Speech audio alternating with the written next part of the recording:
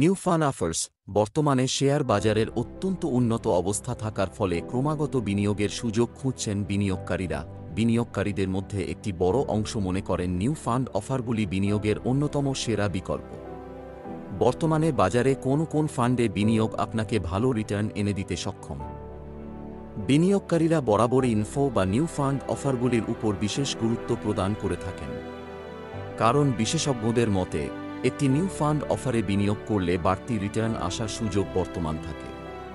সাধারণভাবে asset management company যখন একটি নতুন মিউচুয়াল ফান্ড স্কিম লঞ্চ করার ঘোষণা করে, তখনই একটি নির্দিষ্ট সময়ের জন্য এই নতুন ফান্ড অফার বৈধ থাকে।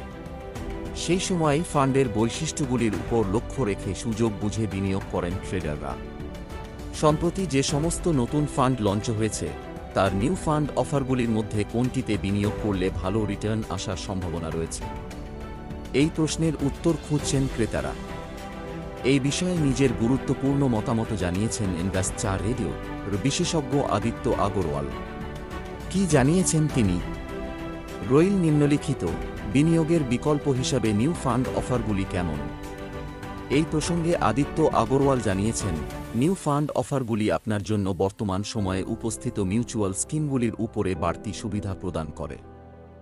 সেই কারণে নেট অ্যাসেট ভ্যালু NAV 10 এ ট্রেড এই নতুন ফান্ডগুলির ইতিবাচক বৈশিষ্ট্য বর্তমান, কারণ শুধুমাত্র এই ফান্ডগুলির মধ্যে একাধিক নতুন এবং উদ্ভাবনী বৈশিষ্ট্য থাকে।